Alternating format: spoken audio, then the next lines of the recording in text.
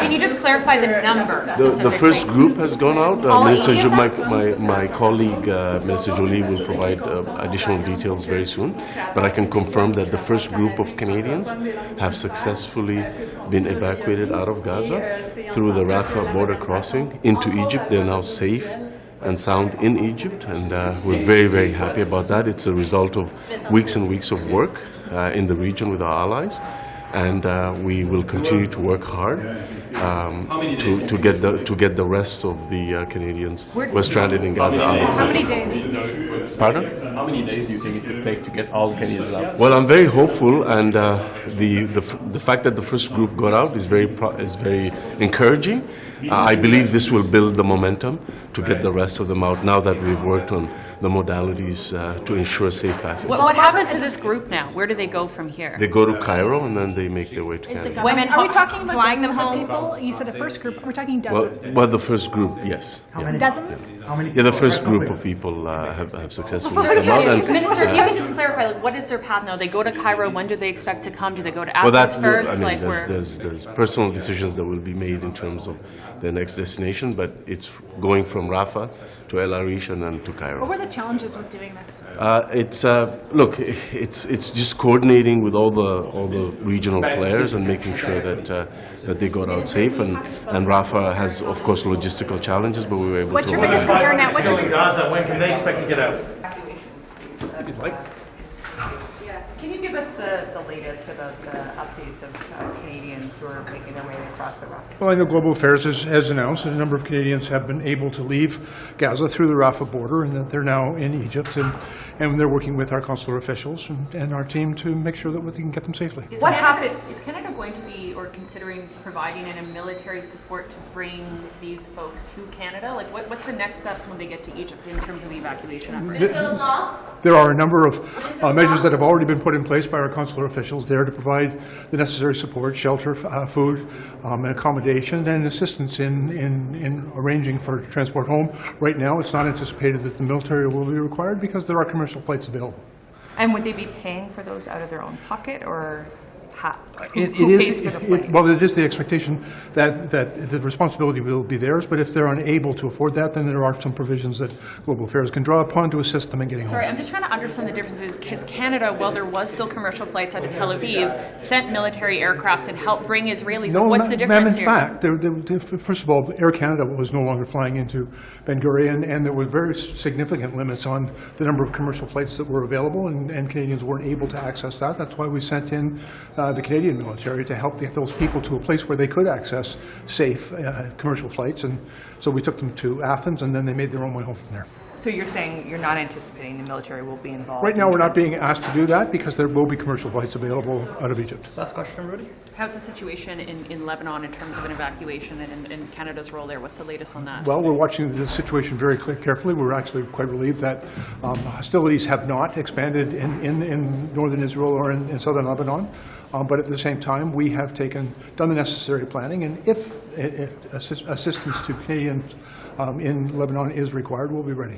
Thank you so much. Thank you. Que pensez des propos de M. Saint-Pierre qui dit qu'une crise sociale sans précédent guette le Québec en raison de la présence de plus en plus massive? C'est quoi de ça? Ministre de l'Immigration, mais aussi député du Québec. Ben, c'est des commentaires que, pour le moins, je caractériserais d'opportunistes de M. Plamondon. Je sais que quand on parle du français, puis la vitalisation du français, ce qui manque, c'est des enseignants. Le Québec a tous les ports pour aller chercher des enseignants qui parlent français. On peut les aider si ce sont des immigrants. Mais il y a beaucoup de choses au Québec qui passent par l'immigration, évidemment de façon raisonnable, pour s'assurer qu'il y a une intégration qui se doit. Mais je trouve ces propos un peu opportunistes dans le contexte. Opportuniste ou? Ben, c'est sa carrière politique, on le sait très bien. Minister, can you talk to us about the Rafah border and how many people It's more than 500 still in Gaza. I can't talk about numbers, but what I can confirm is that Canadians were able to exit today. That's the latest news that I can share with you. We do have representatives of the government on site to be able to welcome them to safety. But again, it's an operation in progress and it's quite fluid, and we're hoping for the same thing tomorrow. Again, anything can happen, and we're preparing for everything. Any sense of how many days it will take to get our initial list of Canadians through the Rafah border? Can't tell you that. What happens to those folks now that they've made it through? Well, they're now in safety. They were facing a humanitarian catastrophe in Gaza. They're now safe, and we'll do our best efforts to make sure that they are treated as they should be. Is Canada flying them home? I mean, I'll have more details to follow you. Again, let's focus on the people that are in Gaza and trying to get out that are Canadian, and again, that's something that'll be unfolding over the coming days. That window in Rafah is one that opens and closes. So, do we have a sense of the order of magnitude of people who are on the list for today? The 80 that were on the list today, how many have made it out? I know you I know you don't have specific numbers, but is it like 2 or is it like 20? Like I have numbers, but I can't share them. When will Canadians get to learn these numbers today? Like, will Canadians get to learn these numbers today? When we're prepared to divulge them. Again, there are issues around the safety, but these are matters that will be happening over the next coming days. Our focus is on making sure that there's a humanitarian La crise dans les médias, les Prime Minister, how many Canadians? President Netanyahu says they might still control Gaza after the military occupation. exchange there with the health critic, but I believe you said that you never committed one way or another to implementing pharmacare. What did you mean by that? Well, the question was about how much is it going to cost, and and what exactly had been committed to. And I said we're still in negotiations. We're still having conversations. There was a presumption in the question that a model had been accepted or agreed to. That is not the case. So the conversations are still ongoing on what exactly is the right path forward. We're committed to making sure that all Canadians have access to medication, to creating a foundation in legislation for the future of pharmacare. But the inference in the question was that we had committed to billions and billions of dollars. But have you committed to actually implementing pharmacare? Je pense qu'il y a des conversations tellement productives entre les deux parties et j'ai eu beaucoup d'occasions de parler avec Don Davies et les membres de NPD généralement. Et je pense qu'il y a des espaces pour une attente. Et j'espère qu'on peut présenter le projet de loi bientôt. How do you implement pharmacare? It's a pretty simple question. Well, and I've been clear all the way through this that I understand the urgency to have me proclaim, what exactly we're going to do. But I mean, what we're talking about here is a vastly complex question, and we have been making sure that we have discussions with all parliamentarians, with stakeholders, as I have over the last 3 months that I've been in the position, so that we can get into the position of introducing legislation and be able to talk in a cogent way about what solutions we're bringing forward. It sounds like it's not a yes. It sounds like it's more contingent on cost or what that model might be before. Well, I think what it is. Well, I think it's fair to say that I'm not ready at this stage to be able to talk about what exactly are the next steps, because those are still in conversation, and that part of those conversations mean that those elements are moving and not static. So I was just saying that I think we're moving positively towards an agreement, towards getting on the same page. I'm feeling encouraged by the nature of the conversations that we're having, but that's not concluded, and that could change. So until those conversations have concluded and we have something that I think parliamentarians can support and I can clearly talk about, then unfortunately I can't give more details. We're not asking about which model you're going to use. We're asking, are you going to implement a model? Can Canadians look forward to a liberal pharmacare plan? Well, I think Canadians can look forward to very soon me being able to come and proclaim what we're able to do and where we're going. And I understand the desire to get ahead of that, but I mean, from my perspective, there are ongoing, just like, when I would come and people would ask me about various bills that were happening when I was House Leader, there is a process to this. There's both stakeholder engagement, there's engagement with other political parties, and that means that these parts are moving and could change. And so for me to proclaim one element, it's like pulling a string. All of a sudden you are asking about that element and this element and that. Until I'm in a position where I can answer all of those questions and give clear, cogent answers so that there is a conversation rooted in facts and answers, it doesn't make sense to engage in the more speculative elements. We're not even asking about the details. Qu'est-ce qui fait que c'est si difficile d'arriver à une entente? Est-ce que le NPD vous fait des demandes que vous jugez inacceptables? Oui, mais je comprends bien la question. Et pendant une négociation, il y a des conversations difficiles. C'est un grand défi de créer un projet de loi qui va être le BAS pour un système national, mais on a besoin de temps et je pense que les conversations avec l'MPD sont tellement productives et j'espère que je vais être dans une position de présenter un projet de loi bientôt. Minister, you said you have an independent... Yeah, sure. So I think that we've been having good conversations with the New Democrats. There are a lot of points of contention, and we are in a fiscal frame, as I have said in the past, that we have to be very cognizant of what is possible fiscally. And so, but the conversations have been productive. They are ongoing. And I'm hopeful that we'll be in a position to be able to present a bill soon. We don't want to get into the details. These conversations are still ongoing, but the NDP has been very kind of cut and dry, saying if it's not universal single payer, we don't want it. So if you're saying conversations are going well, we're kind of going to read between the lines that that's where the bill is going. Is that a fair assessment? I think that there's a good reason I never have, not as whip, not as House Leader, and not as Health Minister, negotiate in public. It doesn't do anybody any good. And the questions can all seem very simple. Why don't you just answer this question? Well, these things are in movement, and every question you answer begets another 10 or 20 questions. And so as soon as I answer one question, there's 20 more, and rightfully there should be. So until I'm in a position to be able to answer all of your questions, and until we're in a position where things are not moving, then it's imperative that those negotiations continue. And that isn't because once we get to a point of agreement, then all of the debate, all of the discussion, did you consider this, did you consider this, why not this, why not that, there's going to be ample opportunity to have all of those conversations. But I think it's appropriate that be done once we have worked through those issues ourselves and we're in a position to answer those questions. You said you haven't independently verified the cost estimates of the PBO, the Hoskins report, so whose financial estimates are you looking to when you're looking at the options and trying to develop this program? Well, I think that when we come forward with legislation, which is, again, foundational legislation, again, I've described this as, if you're building a building, you need to put in the foundation, and that foundation may not look impressive, but it's incredibly important for everything that comes thereafter.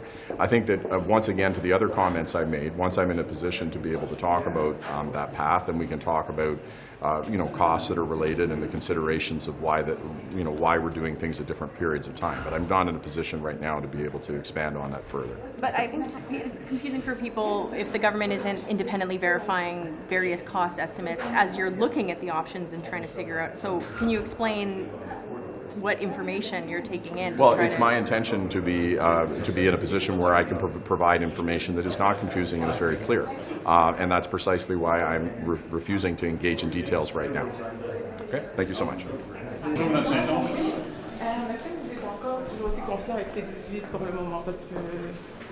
Ben, j'ai rien de nouveau à dire, mais on continue de travailler, puis la loi va entrer en vigueur le 19 décembre, donc ça avance bien. Que pensez-vous de la proposition du bloc de 50 millions aux médias? Que pensez-vous de la proposition du bloc de 50 millions d'une aide aux médias? C'est faisable? Ben, on regarde, là, on est bien conscient, évidemment, il y a eu beaucoup d'annonces de mise à pied, il y a eu TVA, mais il y en a eu d'autres aussi précédemment. On sait que le secteur des médias continue d'être bouleversé par l'arrivée des géants du Web. On a déjà mis des programmes en place pour soutenir nos médias. On regarde qu'est-ce qu'on peut faire pour les soutenir davantage dans cette période de transition. Et également, ce qui est important, c'est de continuer d'avancer avec la modernisation de nos lois. Le CRTC va commencer son travail avec la modernisation de l'audiovisuel, puis on va regarder notamment les obligations pour les radiodiffuseurs. Donc, on espère qu'avec toutes les mesures qui sont en place, qu'éventuellement, on va pouvoir retrouver une pérennité du secteur des médias qui est essentiel pour la démocratie. Donc, un fonds d'urgence, vous dites pas non à ça? On regarde qu'est-ce qu'on peut faire pour le moment. Il y a déjà des programmes en place. Puis on va continuer de supporter les médias de la façon la plus efficace possible. Mais ce qui est important dans n'importe quel programme qu'on va faire, c'est que ce soit accessible à tous et également que ça protège l'indépendance des médias. Puis c'est ça qu'on garde en tête. Vous trouvez que la CRTC, ça prend trop longtemps? C'est du travail qui est très long, qui peut prendre plusieurs années dans un contexte où aujourd'hui les choses vont super rapidement. Est-ce qu'il y aurait peut-être une réforme de ce côté-là?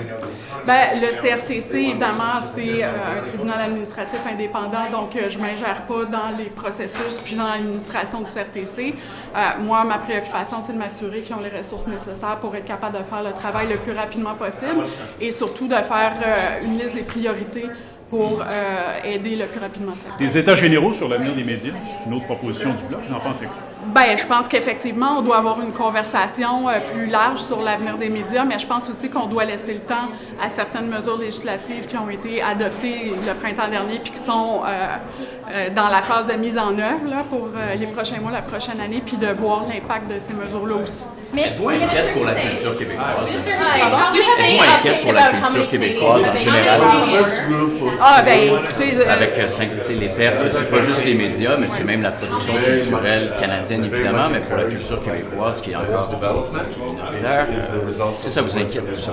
Oui, parce que l'arrivée des géants du web, puis bon, je parle de l'arrivée, mais ça fait déjà plus d'une décennie, mais on voit les impacts que ça a sur les habitudes de consommation de la culture québécoise et canadienne. Et donc, je pense qu'on doit en faire plus pour que la population continue de soutenir nos créateurs francophones. Ça, c'est la première chose.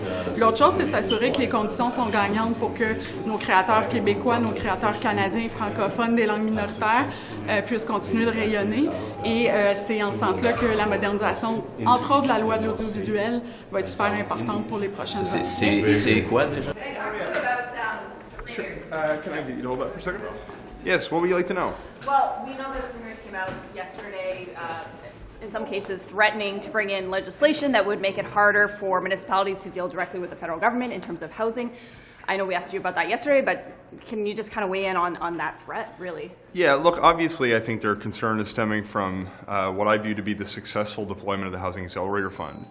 We've seen deals signed now with 7 different cities across Canada that's going to lead to literally tens of thousands of homes. I have no appetite to slow down when it comes to building houses during a housing crisis. My indication from the early experience of the rollout of this fund is that it's working. It's working more effectively than I think most people expected it would. When we have a useful tool that's proving itself as an effective way to get more homes built, there is no good argument, in my view, to take that tool off the table. Yes. Sorry, keep going. I was going to say, to the extent that the premiers would like to work together, most of them probably have my phone number at this stage. I've had an opportunity to engage with a number of my counterparts provincially, a number of the premiers provincially, but in the meantime, I see no reasonable excuse to stop working directly with municipalities if we're actually achieving progress with the strategy that we've adopted. You said you see this as a reaction to the success of the program. What do you mean by that? Why would the premiers be reacting that way? Look, that's a good question for provincial governments. I say that because the comments that I observed over the last couple of days were directed at the use of federal funding to engage directly with municipalities. The only tool that I've been using that has that impact is the Housing Accelerator Fund. My sense is that most Canadians would see that this has been a very positive experience. When we're able to create incentives for cities to reduce red tape and to increase their ambition when it comes to permitting and zoning for more homes that are going to create an opportunity for more people, more young people, to actually afford to be able to live in communities across Canada, that seems like a good thing. The comments that I've seen seem critical that we would deal directly with cities, but my expectation is that Canadians are pleased that the government's taking this kind of direct action and the results are speaking for themselves. What would Ottawa do if the provinces passed this kind of legislation that would hinder in any way your giving the funding to municipalities directly? Look, my appetite is to continue to work with cities where that provides an opportunity. To the extent that the provinces are going to adopt some kind of legislation, it's hard to say in a hypothetical what the federal reaction would be. Of course, the provincial government wouldn't necessarily bind the federal government, but the provincial laws could potentially bind municipalities within a given province. It's difficult for me to say exactly what a future piece of legislation may or may not look like from a different level of government, but until such time as the landscape changes, I'm going to continue to make calls to municipalities, and to the extent that we can make partnerships that are going to result in more homes being constructed in Canada, that's something that I'm very interested in continuing to do. Just lastly, what are your concerns with the potential of legislation being passed by the provinces to do this? Look, I concern myself with the landscape that is, not the landscape that may be in the abstract.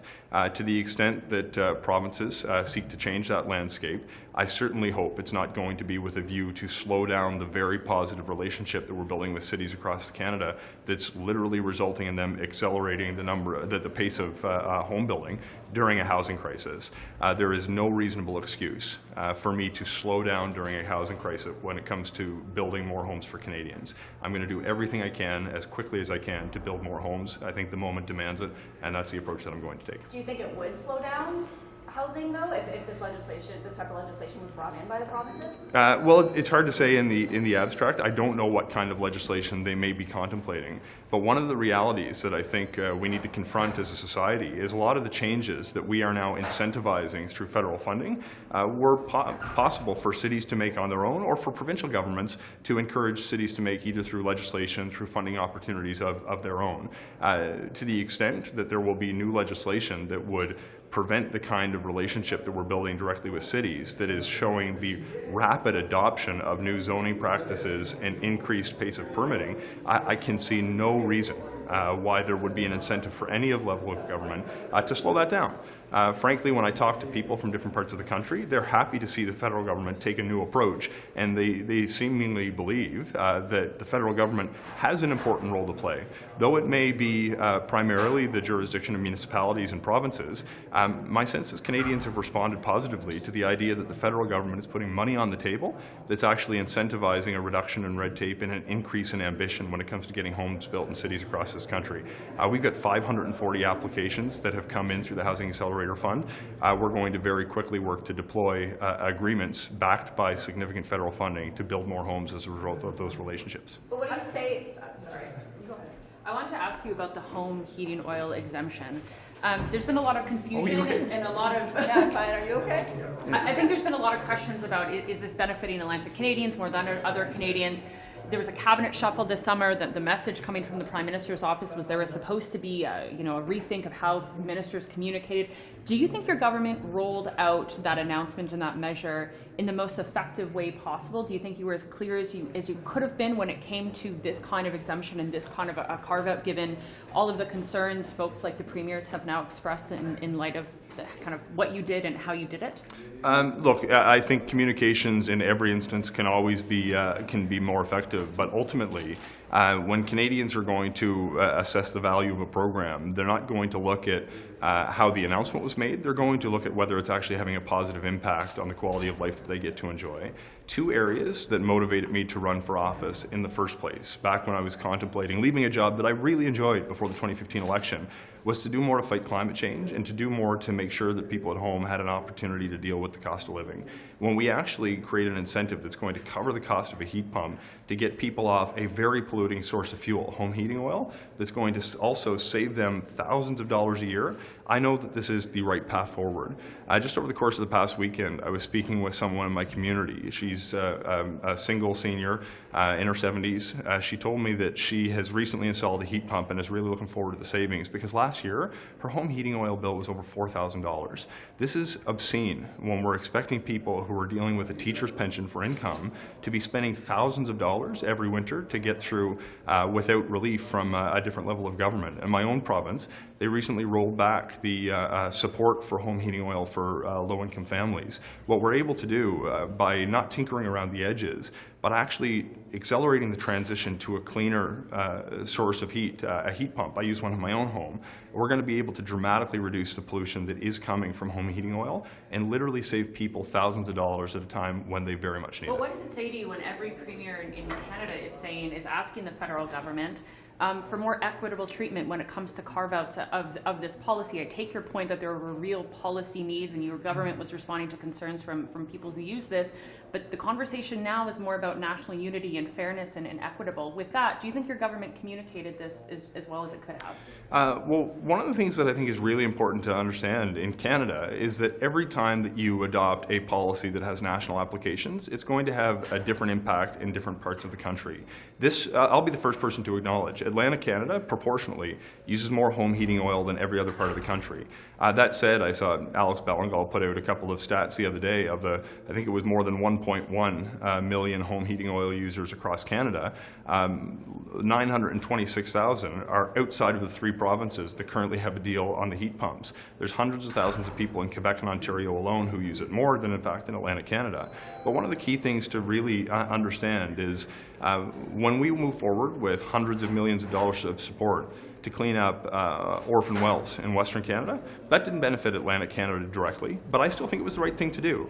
When we put money into the auto manufacturing sector or EV sector or green battery sector in Quebec and Ontario, that's not necessarily having as direct an economic impact on Atlantic Canada as it is in other parts of the country. I still think it's the right thing to do. The reality is there's all kinds of policies that have different areas that benefit one region more than another. Look at the fisheries in Atlantic Canada. We disproportionately have more money going to small craft harbors in Nova Scotia than we do in Manitoba. Nobody seems to have an objection to that. When I look at the need to address home heating oil as a polluting source of fuel that's extremely expensive and is typically used by low and middle income households, I think we have an opportunity to make a real difference for people who use that outdated technology in a way that makes sense, and I think it's the right path forward.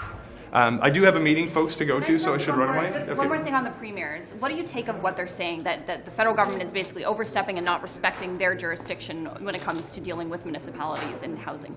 If we are living in a crisis situation, we cannot afford to take a solution off the table.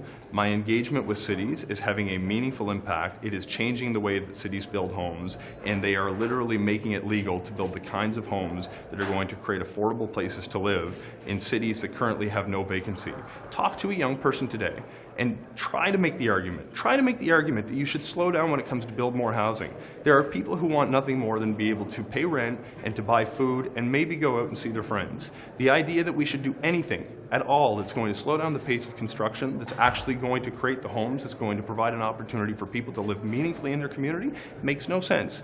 I'm going to continue to engage with cities to get more homes built because that is part of the solution to the housing crisis that they're in, and I will willingly work with every premier, every mayor, every council in this country to make it happen, and I hope that everybody at all levels of government takes the exact same approach.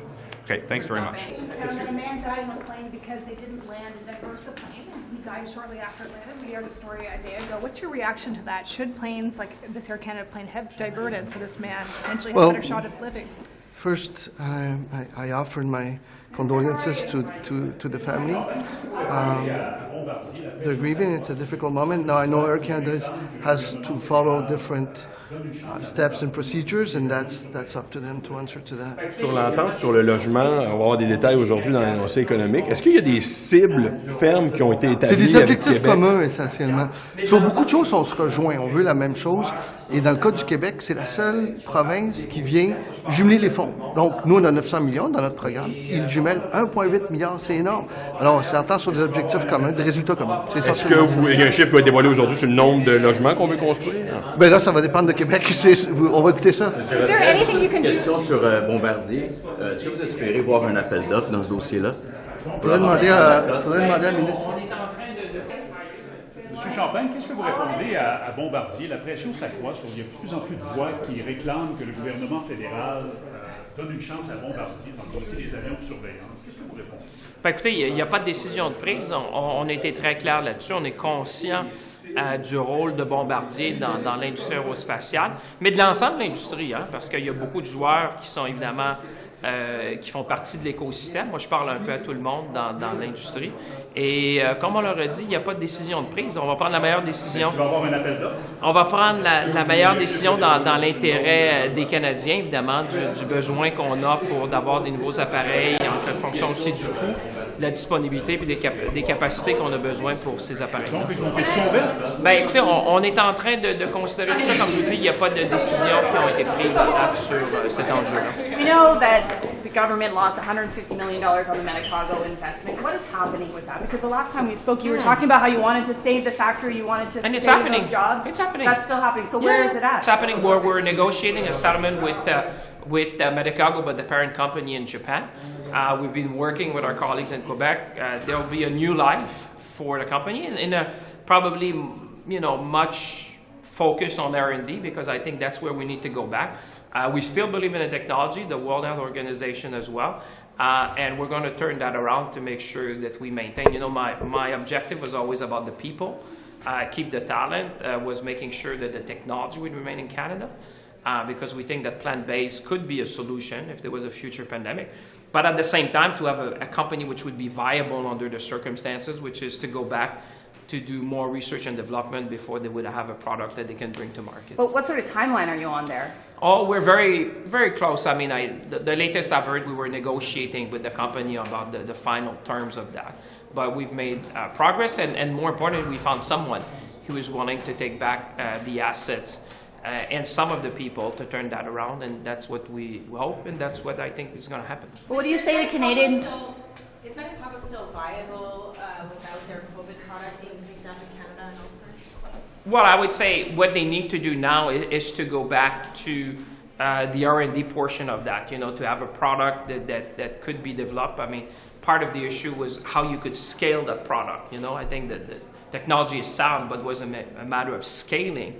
And that's what we've been talking to management, and we found people who want to take that over in a format that I think would allow the company to be successful over the long term. It's still a product to be developed. And so you have an opt-out clause in your latest contract renegotiation with Medicago if they don't get their COVID product approved in Canada by a certain time period and begin production, then Canada can pull out of this agreement. Well, I think we're looking at all options at this time. I mean, what I said, you know, let's go back to the objective. The objective is keep the talent, keep the technology, and you know, have a version of the company that could be sustainable over the long term, and that's the objective we had in the negotiation with Mitsubishi, and that's what we have achieved. And now, you know, over time we'll have an announcement to make sure that we provide all the details. But why is the federal government not being more? Qu'est-ce qui vous fait hésiter dans le dossier de Bombardier, là? C'est quoi, ça prend du temps, ça fait depuis des mois déjà? Ouais, je sais pas, vous savez, dans des acquisitions militaires, vous savez, c'est rarement très, très rapide. C'est super long. C'est complexe aussi. C'est pas une question de rapidité, mais faire le bon choix dans l'intérêt de la sécurité nationale, faire le bon choix dans l'intérêt des contribuables, faire le bon choix aussi pour l'écosystème industriel qu'on a bâti chez nous. Il faut savoir que le Québec est la 3e plateforme au monde pour bâtir des avions. Faut considérer plusieurs paramètres, et c'est exactement ce qu'on est en train de faire. C'est valide de leur part de demander d'être considéré? Écoutez, c'est sûr que c'est valide. Je veux dire, il y a plusieurs fournisseurs qui veulent faire partie de ce grand projet-là. Et c'est tout à fait valide. Vous savez, il y a des fournisseurs. S'il y a un appel d'offres. Écoutez, on est en train d'évaluer la situation. Mais comme je vous dirais, oubliez jamais qu'il y a des fournisseurs qui fournissent autant Bombardier d'un côté que Boeing de l'autre. Oubliez jamais ça, là. Parce qu'au Québec, il y a autant de fournisseurs d'un côté comme de l'autre. Donc, vous savez, nous, dans l'intérêt, c'est dans l'intérêt de l'écosystème, comme je vous dis, dans l'intérêt des contribuables, dans l'intérêt de la sécurité nationale. Donc, il y a plusieurs paramètres à prendre en considération pour prendre la bonne décision. Mais je dirais, dans ce domaine-là, il faut voir qu'il y a des fournisseurs, moi je peux vous dire, des gens m'appellent, il y a des fournisseurs qui sont autant impliqués avec un manufacturier que l'autre. Alors nous, notre devoir envers les contribuables, c'est de prendre la meilleure décision pour les contribuables, pour la défense, pour la sécurité nationale, mais évidemment pour l'écosystème. M. Martel, il est à Ottawa aujourd'hui. Est-ce que vous allez le rencontrer? Je le vois souvent. Écoutez, je pense qu'il m'appelle, je ne voudrais pas dire à toutes les semaines, là, mais je le connais bien. Alors oui, il m'écrit. Donc on se connaît bien, on connaît évidemment Bombardier. Vous savez, j'ai travaillé avec eux sur plusieurs dossiers, puis on va continuer de travailler ensemble. Why was Ottawa not more upfront about the $150 million? It took prodding from journalists to find out what that $150 million was lost with Medicago. Well, I think, before I would qualify that as a loss, I would pause because, you know, when you have a restructuring of a company, there's many aspects of it. We enforce all the rights and obligations we had under the contribution agreement.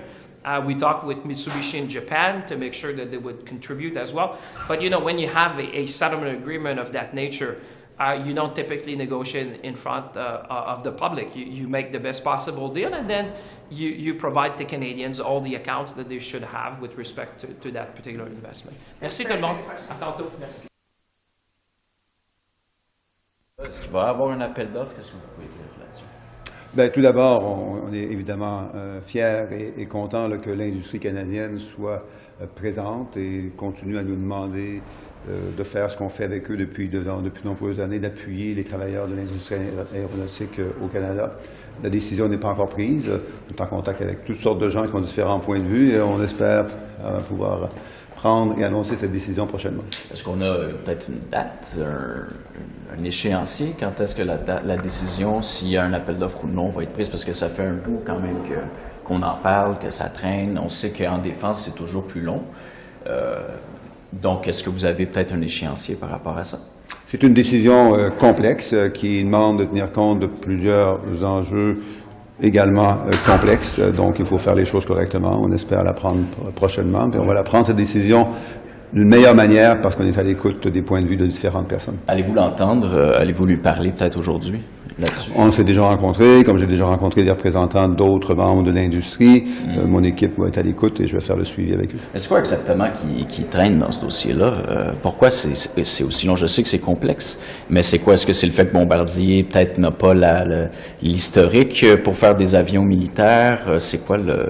Non, c'est une décision complexe et comme vous l'avez souligné, les décisions d'approvisionnement, en particulier dans le domaine de la défense nationale, sont souvent complexes. Ce sont des investissements considérables qui doivent servir à appuyer les besoins majeurs de la défense nationale. Il y a aussi des objectifs, évidemment, d'appuyer la capacité de l'industrie canadienne à court terme et à long terme de rendre le Canada capable de jouer un rôle encore plus important au cours des prochaines années dans un domaine et dans un monde où on sait que les enjeux de sécurité nationale vont continuer à croître. OK. Merci beaucoup. Merci. Merci.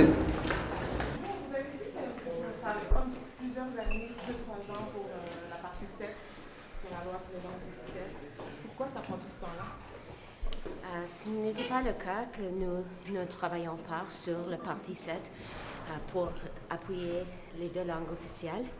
Nous sommes dans un processus maintenant de formuler les réglementaires et aussi le cadre pour appuyer et pour suivre les obligations dans le parti 7. Donc c'est un cadre très important et nous devons prendre le temps pour s'assurer que nous avons le correct cadre et réglementaire pour notre population. Mais bien sûr, j'appuie toujours les deux langues officielles, comme vous le voyez ici maintenant. Why is the government spending hundreds of thousands of dollars to hire consulting firms to then tell them how to cut costs? Actually, I'd just like to make a clarification. That story was somewhat inaccurate in the fact that the contract that was, I understand, signed before I was minister was executed prior to budget 2023 when the obligation relating to the spending review that I am executing right now took place. So that clarification should have been in the story, and I think in an age where we want full information, it would have been helpful for that information. I believe this is the Ministry of Natural Resources. I believe they have provided clarification last night to the Globe, which the Globe did not print. So let me just say that I am executing the spending review as required in budget 2023. I will be tabling the first results of the spending review very, very soon, and you will see that we will continue to make progress towards the $15 billion over 5 years. The outside consultant was still hired, though. I also have, since becoming minister at the end of July, released a set of guidelines for all departments to follow relating to the use of outsourcing. And that requires anyone considering using external consultants to ensure that they follow those guidelines, including undertaking a review of whether those services can be performed within the Government of Canada, and also to ensure that this is absolutely necessary within the context in which it is being proposed. All in all, what we are trying to do is to ensure that we take a risk-based approach to the use of external consultants. I do not know of the agreement that was signed by Natural Resources, again, before I became minister, but since I have become minister, I've been taking active steps to ensure that we are doing right by Canadian taxpayers. Madame Annan, vous avez été ministre de la Défense, ministre de l'Approvisionnement. Il y a aujourd'hui le PDG de Bombardier qui revient à Ottawa et qui demande un appel d'offres.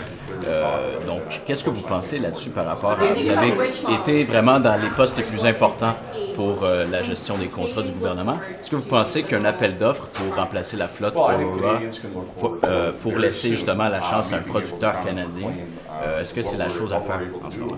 Comme vous savez, ce n'est pas le cas que je suis la ministre de la Défense nationale à ce moment. C'est une question, bien sûr, pour la ministre Blair, mais je pourrais dire que je sais qu'il y a beaucoup de facteurs ici pour les forces armées canadiennes. Ils ont besoin d'une flotte maintenant pour notre force armée. Mais c'est une question bien sûr difficile, mais toujours nous allons appuyer les fournisseurs canadiens. Ça, c'est une priorité. Pourquoi c'est aussi long de décider s'il y a un appel d'offres ou non? Ça fait depuis le début de l'année qu'on en parle. Ça, c'est une question pour les autres, pour la ministre Blair, pour Johnny Duclos, et il est le ministre d'approvisionnement maintenant, et ce sont la place où on fait et décider les règles pour les offres comme ça. Merci. What is the biggest change you think needs to happen in terms of cutting down the consulting costs that the government has been spending? I mean, is it acceptable, for example, this contract? I know it was signed before you were minister, well, in 2022, I understand. So again, before I was minister, before I took the helm of addressing this issue, which I've been working extremely hard on, first and foremost with establishing guidelines very soon after becoming minister. Secondly, very soon after becoming minister, undertaking a spending review where our top priorities is to make sure that we do not have wasteful spending, including in the area of executive travel, including in the area of outsourcing. I will show very soon, in the coming days, the progress we are making in supplementary estimates B towards achieving those goals, and you will see that all ministries need to ensure that they are doing their part to reduce wasteful spending. Thank you very much. Idea about changing the deadline for small businesses that are coming due with the CEBA loans. So many small businesses are saying that right now with the economy slowing down, they want an extension to the deadline. Is there any hope of that? Well, what I can say is that we've heard from small businesses they've needed additional flexibility and time. So the options that we've communicated will allow them to do all those things. And how much time? So again, January 18 is the first deadline with regards to seeking the up to, sorry, I was just climbing up the stairs, up to $20,000 of forgiveness. And then if they're not able to meet the January 18th deadline, they can seek refinancing from their financial institution from January 18th through to March 28th to seek up to $20,000 of forgiveness. And then if all those options are not available for small businesses, they have the additional one-year extension through to December 31st, 2026 to pay back the entirety. Why not just extend that deadline altogether? There's concerns from the small, independent business organizations that, more than 200,000 small businesses could go out of business because of this pending deadline. So is there any more flexibility that could be offered? Again, right now, those are the options we've got for small businesses that provide flexibility and time. Thank you so much.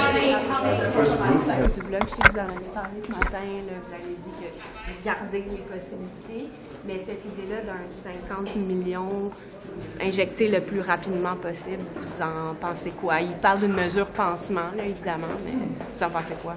Ben, on regarde, j'ai pas plus de choses à dire que tantôt. C'est une des propositions. Je pense qu'il faut qu'on regarde l'ensemble de l'œuvre.